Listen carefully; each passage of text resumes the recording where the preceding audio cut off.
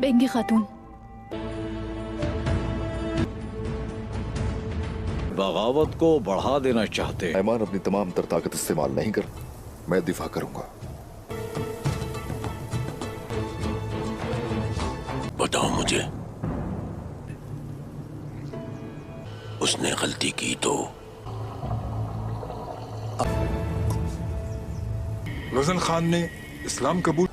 सूरत हाल ठीक नहीं है। कुछ लोग हैं दुश्मन के घर में घुसने के लिए।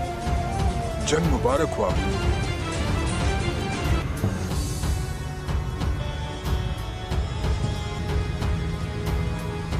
कान खोल कर सुन लो। बड़ा ताजिर हो, तुम्हारी जान पर भी।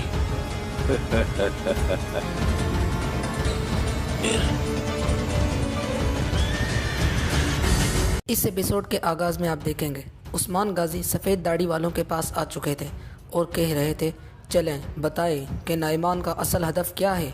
जिसके जवाब में एक सफ़ेद दाढ़ी वाला कहता है, इल्हानी हाकिम गजाल खान की कबूलियत इस्लाम की वजह से मंगोलों के दरमियान अफरा तफरी है।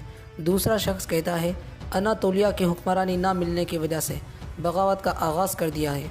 नाइमान और उसका भाई तालाई इस बगावत को बढ़ावा देना चाहते हैं। ये सुनकर उस्मान गाजी कहते हैं, ठीक है, उन्हें आपस में ही लड़ने देते हैं। तो एक सफ़ेद दाढ़ी वाला कहता है, लेकिन उनका असल हदफ एक रियासत का क़याम है। तालाई ममलूक रियासत में फ़ौज जमा कर रहा है और नाइमान यहाँ पर मजबूत हो रहा है।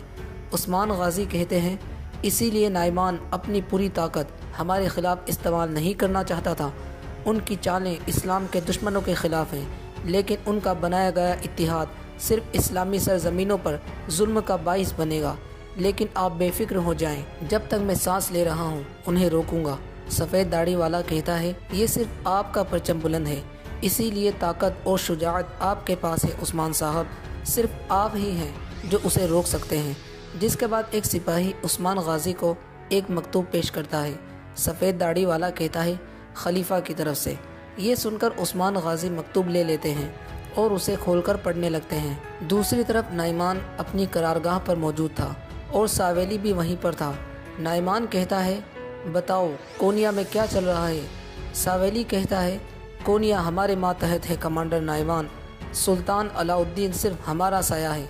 वालिदा सुल्तान, असल ख़तरा वो है, वो मुर्दा रियासत को दोबारा ज़िंदा करना चाहती है। ये सुनकर नाइमान कहता है, वालिदा सुल्तान, वो बंद पिंजरे में चालें चल रही है, लेकिन मैं उसकी तमाम चालों को एक एक करके तबाह कर दूंगा। अगर उसने गलती की तो उसका बेटा अलाउद्दीन हमारा साया भी नहीं रहेगा, वो मरेगा। मैं उस्मान के साथ साथ वालिदा सुल्तान से भी लड़ूंगा। तो सावेली कहता है, आपके जहन में क्या चल रहा है कमांडर नाइमान। नाइमान कहता है, मुझे आवाज़ आ रही है, वो आ रहा है। इसी दौरान कोई वहाँ पर आने लगता है। दूसरी तरफ उस्मान गाजी कह रहे थे, ये मामला हमारी सोच से ज़्यादा है। खलीफा हज़रत का यही कहना है, क्या बाकी मुसलमान रियासतें इस मामले के बारे में जानती हैं। जिसके जवाब में वो कहता है, ये मामला सब जानते हैं, लेकिन वो गाफिल हैं। गजाल खान ने इस्लाम कबूल किया, लेकिन फिर भी कुछ नहीं बदला। ममलूक रियासत में मौजूद तुर्क मुसलमान तालाई को मदद फराहम कर रहे हैं। दूसरा शख्स कहता है, हमारे मुसलमान कुछ नफ़रत में हैं और कुछ गुस्से में हैं, जबकि बाकी गफलत में डूबे हुए हैं। सूरत हाल बहुत तफ्तीशनाक है उस्मान साहब। ये सुनकर उस्मान गाजी कहते हैं, अभी ऐसे लोग मौजूद हैं जो अपनी ज़ाती मफाद के बजाय हक़ की राह पर चलते हैं। अभी भी ऐसे लोग मौजूद हैं जो गफलत से दूर हैं, इंतकाम के लिए नहीं बल्कि निज़ाम आलम के लिए तलवार उठाते हैं। एक शख्स कहता है, अब आप क्या करेंगे उस्मान साहब, क्या नाइमान की तरफ से आने वाली पेशकश को कबूल कर लेंगे, उसके मातहत हो जाएंगे। तो उस्मान गाजी जवाबन कहते हैं, क्या आप नहीं जानते थे कि मैं पहले ही इसे कबूल करने वाला था। ये सुनकर सफ़ेद दाढ़ी वाला कहता है, दुश्मन का मुकाबला करने के लिए शुजाअत काफ़ी है, लेकिन दुश्मन के गढ़ में घुसने के लिए अक्ल की ज़रूरत है। इसके बाद उस्मान गाजी वो मकतूब लेकर वहाँ से रवाना होने लगते हैं। इधर बैयंदर और उसे नाइमान की करारगाह पर आ जाते हैं।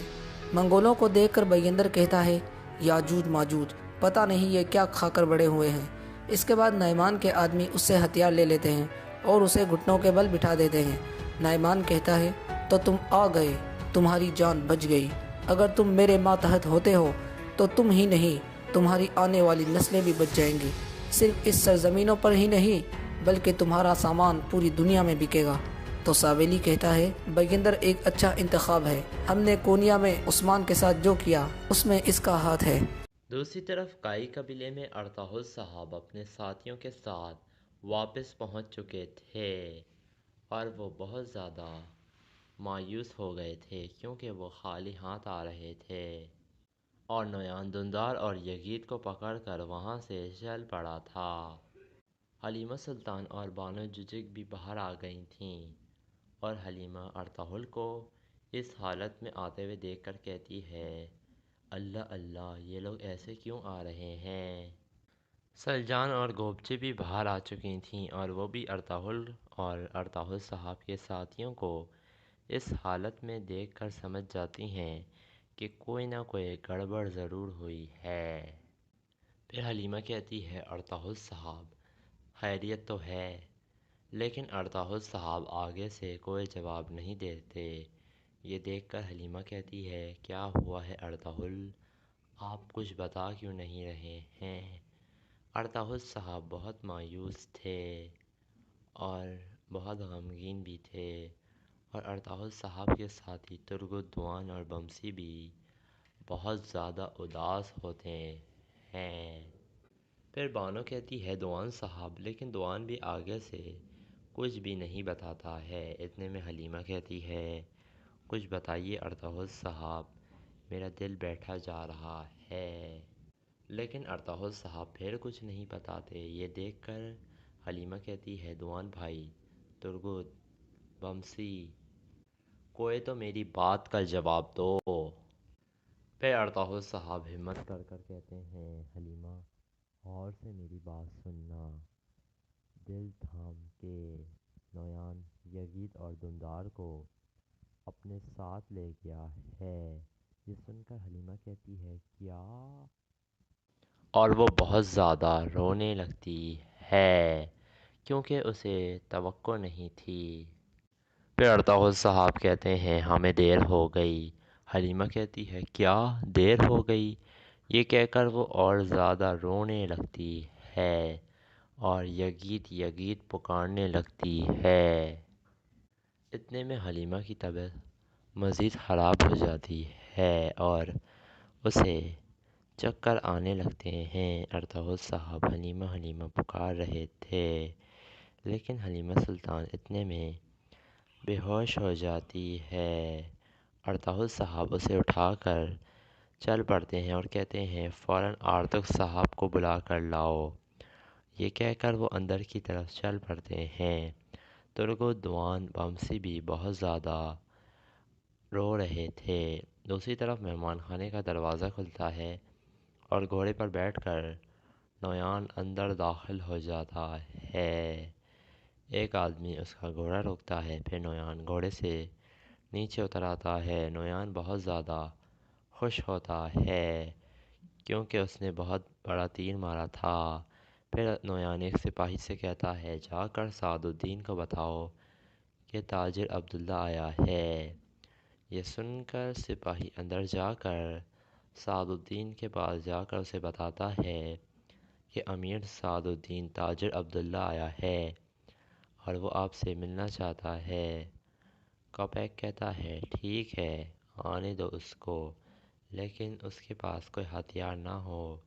اس کے بعد تاجر عبداللہ اندر داخل ہوتا ہے جو دراصل نویان تھا اور پھر وہ سعد الدین کے پاس آ کر بیٹھ جاتا ہے اور ایک سیب کھانے لگتا ہے۔ سعد الدین کہتا ہے تم بھوکے لگ رہے ہو نویان، لگتا ہے تم بہت زیادہ خوش ہو، یقیناً تم نے دونوں بچوں کو پکڑ لیا ہوگا۔ نویان کہتا ہے بالکل پکڑ لیا ہے اور وہاں پر ارطغرل بھی آ گیا تھا۔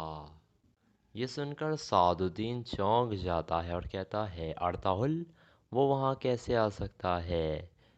یہ سن کر سعد الدین کو نویان بتاتا ہے کہ یہ مجھے نہیں پتا، لیکن میں نے ارطغرل کے سامنے اس کے دونوں بھائیوں کو پکڑ کر اپنے ساتھ لے آیا اور ارطغرل کچھ بھی نہیں کر پایا۔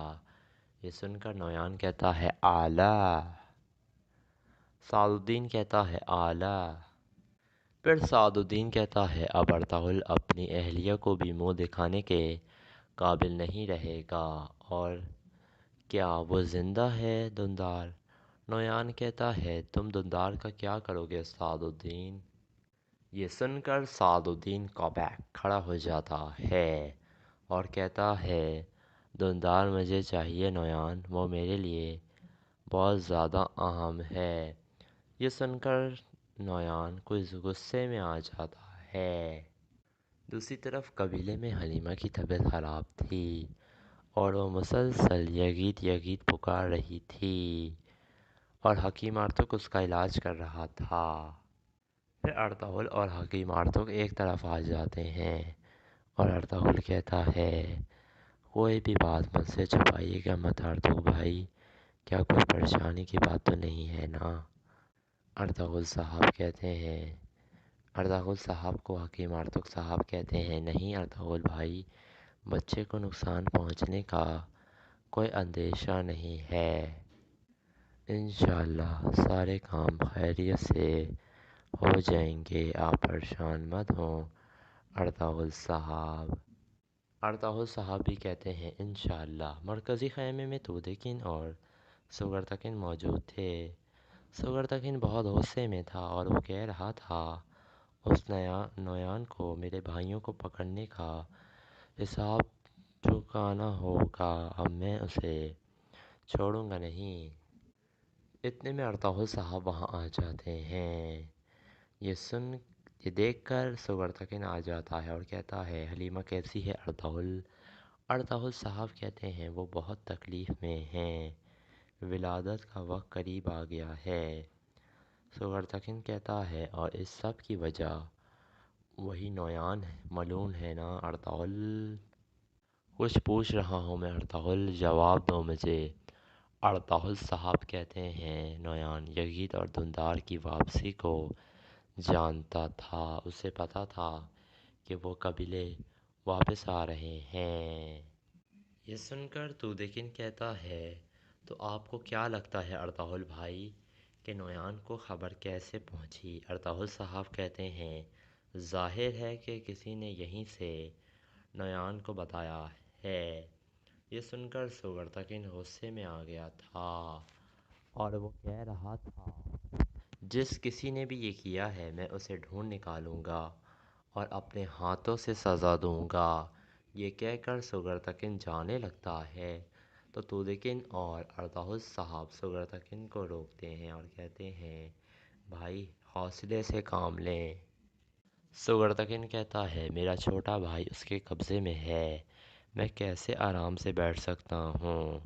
میں نویان کو جانتا ہوں، وہ میرے بھائی دندار کو مار دے گا۔ ارطغرل صاحب کہتے ہیں اگر اس نے یہی کرنا ہوتا تو وہ نویان کو ادھر ہی مار دیتا۔ سگرتکن کہتا ہے تم اتنے یقین سے کیسے کہہ سکتے ہو ارطغرل؟ جواب دو مجھے۔ ارطغرل صاحب کہتے ہیں یقیناً اس کا کوئی اور منصوبہ ہے۔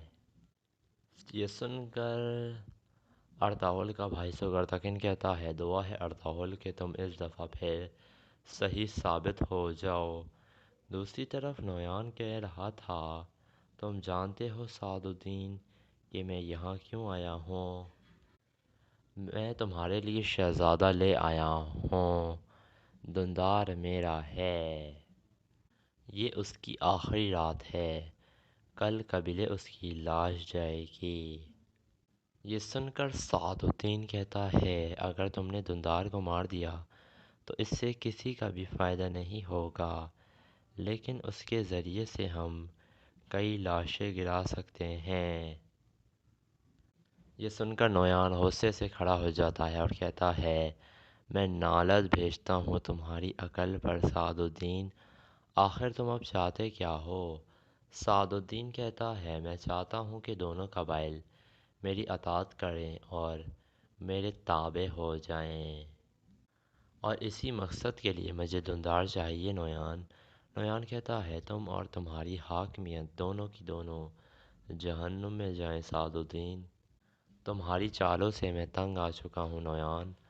نویان کو سعد الدین کہتا ہے اگر تم انتقام لینا چاہتے ہو تو عقل سے کام لینا پڑے گا اور تحمل کا مظاہرہ کرنا پڑے گا نویان۔ اگر میں تمہیں نہ بتاتا تو تمہیں ان بچوں کے آنے کا پتہ بھی نہیں چلتا اور تم ابھی تک اپنا انتقام لینے کے بارے میں ہی سوچ رہے ہوتے۔ تم میری وجہ سے ان بچوں تک پہنچے ہو اور تمہاری منزل تک بھی میں ہی تمہیں پہنچاؤں گا۔ یہ سن کر نویان سوچ میں پڑ جاتا ہے۔ دراصل سعد الدین کا منصوبہ یہ تھا کہ وہ دندار کو نویان سے لے کر خود سگرتکن کے حوالے کرے گا اور پھر سگرتکن کو بتائے گا کہ میں نے تمہارے بھائی کو منگولوں سے چھڑوا لیا ہے، تاکہ سگرتکن اس کا چمچہ بن جائے اور سگرتکن کو وہ ارطغرل کے خلاف کرے گا تاکہ یہ دونوں بھائی آپس میں ہی لڑ پڑیں۔ لیکن ارطغرل صاحب اس کے سارے منصوبوں سے واقف تھے اور انہیں پتہ تھا کہ سعد الدین کسی قسم کی بھی حرکت کر سکتا ہے۔ دوسری طرف کائی قبیلے میں ارطغرل صاحب بہت پریشان تھے۔ اتنے میں ترگت آ جاتا ہے اور کہتا ہے آپ نے یاد کیا تھا بھائی۔ ارطغرل صاحب کہتے ہیں گائیگلی کی طرف جانا ہے ترگت، وہ نویان کی ٹھکانے کی تلاش میں ہے، تمہیں ہر حالت میں اسے ڈھونڈنا ہے۔ ترگت کہتا ہے جو آپ کا حکم ارطغرل بھائی۔ پھر وہ وہاں سے چلا جاتا ہے۔ پھر ارطغرل صاحب سگرتکن سے کہتے ہیں بھائی جنگل ہو یا کوئی بھی دنیا کا کونا، ہمارے سپاہی ہر جگہ تلاش کریں گے۔ تودیکن کہتا ہے ارطغرل بھائی آپ حلیمہ سلطان کے ساتھ رہیں، ہم سنبھال لیں گے۔ یہ سن کر سگرتکن کہتا ہے تودیکن سردار صحیح کہہ رہے ہیں ارطغرل۔ پھر ارطغرل صاحب رضامند ہو جاتے ہیں۔ پھر تودیکن کہتا ہے سگرتکن بھائی سارے سپاہیوں کو متحد کر دیں اور انہیں کہیں کہ تلاش کریں آپ کے بھائی کو۔ سگرتکن کہتا ہے دن ہو یا رات ہم انہیں ہر جگہ تلاش کریں گے اور ہم اپنی آخری حد تک جائیں گے۔ پھر تودیکن اور سگرتکن وہاں سے چلے جاتے ہیں اور ارطغرل صاحب بہت زیادہ پریشان تھے۔ اتنے میں حکیم ارطغرل آ جاتا ہے اور کہتا ہے اب سے حلیمہ سلطان دائیوں کے حوالے ہے۔ ارطغرل صاحب پوچھتے ہیں ولادت کب تک ممکن ہے؟ حکیم ارطغرل کہتا ہے کچھ کہا نہیں جا سکتا ہے، ہو سکتا ہے فجر بھی ہو جائے ارطغرل بھائی۔ یہ سن کر ارطغرل صاحب بھی خوش ہو جاتے ہیں۔ دوسری طرف سعد الدین نویان کو مسلسل سمجھا رہا ہوتا ہے کہ دندار ہی وہ واحد کنجی ہے جس کے ذریعے ہم کائی قبیلے اور دودرگا قبیلے کو فتح کر سکتے ہیں نویان، فتح کر سکتے ہیں۔ تم تھوڑا عقل سے کام لو، ابھی جذباتی ہونے کا وقت نہیں ہے۔ جب تم دندار مجھے دو گے تب ہی تم اپنے دربے تک پہنچ سکو گے۔ نویان غصے میں تھا۔ پھر سعد الدین کہتا ہے سلطان کے 3 دشمن ترک قبائل کو میں نے پیغام بھجوا دیا ہے، وہ شہزادے کے ملنے پر بہت خوش ہیں اور وہ اس سے ملاقات کرنا چاہتے ہیں اور تمہیں نویان شہزادے کو سلطان بننے پر آمادہ کرنا ہوگا، پھر ہی ہم منگولوں کے ساتھ مل جائیں گے اور ہم اپنے مقصد میں کامیاب ہو سکیں گے کہ سعد الدین جو ہے اپنے خلاف کسی کو بھی کھڑے نہیں ہونے دیتا ہے۔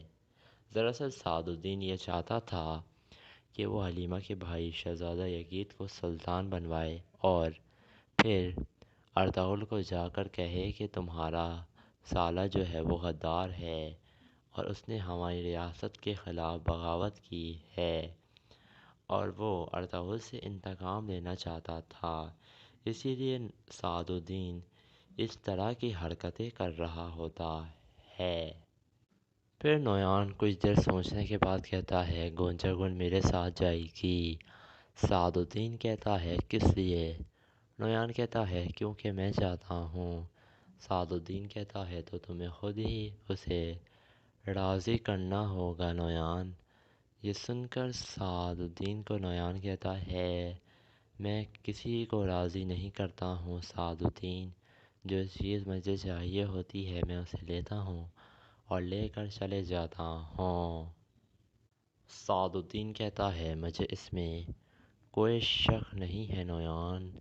اس کے بعد کائی قبیلے کا منظر سامنے آ جاتا ہے، جہاں حلیمہ سلطان کا علاج چل رہا تھا اور بانو ججک، سلجان خاتون سب وہاں موجود تھیں۔ اتنے میں ارطغرل صاحب بھی وہاں آ جاتے ہیں اور حلیمہ کے پاس بیٹھ جاتے ہیں۔ پھر حلیمہ ارطغرل کو کہتی ہے میرا دل بیٹھا جا رہا ہے ارطغرل، مجھے اپنے بھائی کی بے انتہا فکر ہو رہی ہے۔ پھر ارطغرل صاحب کہتے ہیں اتنا مت سوچو حلیمہ، صرف اپنے بچے کے بارے میں سوچو۔ سگرتکن بھائی اور دودکن سردار انہیں تلاش کرنے کے لیے جا رہے ہیں، انشاءاللہ وہ اسے لے کر ہی واپس آئیں گے۔ حلیمہ کہتی ہے انشاءاللہ ارطغرل وہ واپس آ جائیں گے نا؟ ارطغرل صاحب ہاں میں سر ہلاتے ہیں۔ اتنے میں قبیلے کی دائی ارطغرل سے کہتی ہے ارطغرل صاحب آپ پریشان مت ہوں، میں حلیمہ سلطان کا ہر طریقے سے خیال رکھوں گی ارطغرل، آپ بالکل بھی پریشان مت ہوں، اور میں اپنی پوری کوشش کروں گی جتنا مجھے اللہ پاک نے علم دیا ہے۔ اوس خاتون بہت بہادر ہوتی ہیں ارطغرل۔ پھر ارطغرل صاحب وہاں سے چلے جاتے ہیں۔ اس کے بعد دوبارہ مہمان خانے کا منظر سامنے آتا ہے، جہاں گونجا گل اپنے کمرے میں موجود تھی اور کھانا کھا رہی ہوتی ہے۔ اتنے میں نویان اندر داخل ہو جاتا ہے۔ گونجا گل اسے دیکھ کر کھڑی ہو جاتی ہے اور اس کے پاس آ کر کہتی ہے وہ دونوں بچے مل گئے نویان؟ نویان کہتا ہے مل گئے، اور تمہیں بھی میرے ساتھ چلنا ہوگا گونجا گل۔ گونجا گل کہتی ہے کہ میں شہزادے کو سلطان بننے پر راضی کروں، اس لیے تم مجھے اپنے ساتھ لے جانا چاہتے ہو۔ یہ سن کر نویان کہتا ہے میں تمہیں اپنے ساتھ دیکھنا چاہتا ہوں گونجا گل، یہ وجہ کیا کافی نہیں ہے؟ یہ سن کر گونجا گل کہتی ہے قسمت نے ہمیں انتقام لینے کے لیے اکٹھا کیا ہے نویان، انتقام لینے کے لیے۔ نویان کہتا ہے میں قسمت پر یقین نہیں کرتا ہوں گونجا گل خاتون، میں صرف اپنے اندر کی آواز سننا چاہتا ہوں۔ یہ سن کر گونجا گل کہتی ہے آخر تم مجھ سے چاہتے کیا ہو نویان؟ نویان کہتا ہے جب تم میرے ساتھ چلو گی تو تم جان جاؤ گی۔ یہ سن کر گونجا گل نویان کے ساتھ چلنے کے لیے رضامند ہو جاتی ہے۔ اسی دوران جنگل میں سگرتکن اور دودکن صاحب جا رہے ہوتے ہیں اور وہ ارطغرل صاحب کے حکم پر اپنے بھائی یزید اور دندار کو تلاش کرنے کے لیے آئے تھے۔ پھر سگرتکن کہتا ہے اپنے سپاہیوں سے کہ محتاط رہنا، نویان ہمارے کسی بھی طرف ہو سکتا ہے، اسی لیے ہمیں دو حصوں میں تقسیم ہونا ہوگا۔ کچھ سپاہی دریا کے راستے کا جائزہ لیں، ہو سکتا ہے نویان اس طرف ہو، اور باقی سپاہی میرے ساتھ آ جائیں، ہمیں ہر حالت میں اسے ڈھونڈنا ہے۔ یہ کہہ کر وہ دو مختلف راستوں کی طرف روانہ ہو جاتے ہیں، اور اس کے بعد کائی قبیلے کا منظر سامنے آتا ہے۔ حلیمہ سلطان کو چہل قدمی کرائی جا رہی تھی۔ اتنے میں حلیمہ کی طبیعت خراب ہو جاتی ہے۔ سلجان کہتی ہے حلیمہ تمہاری طبیعت ٹھیک تو ہے نا؟ پھر سارے ڈاکٹر حلیمہ سلطان کو بٹھا دیتے ہیں، اور سب بھی بہت زیادہ خوش ہو گئے تھے۔ باہر ارطغرل صاحب پریشان تھے اور مسلسل ٹہل رہے تھے۔ اتنے میں سیلجان مسکراتی بھی وہاں آ جاتی ہے۔ ارطغرل صاحب کہتے ہیں، اب کیا حال ہے سیلجان خاتون؟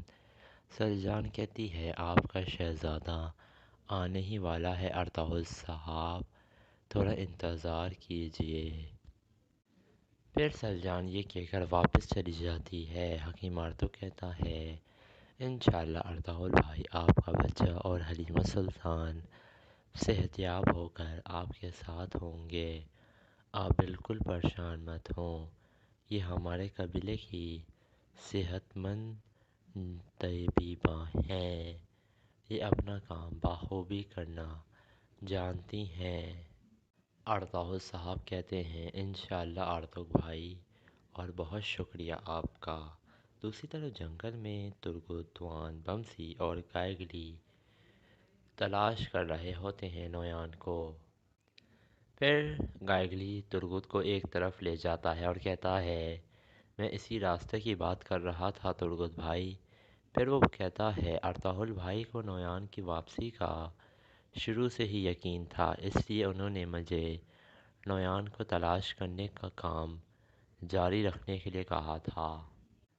پھر ترگت نشانات چیک کر کر کہتا ہے، یہ 20 گھوڑوں کے نشانات ہیں نویان کو۔ پھر گائگلی ترگت کو ایک طرف لے جاتا ہے اور کہتا ہے، میں اسی راستے کی بات کر رہا تھا ترگت بھائی۔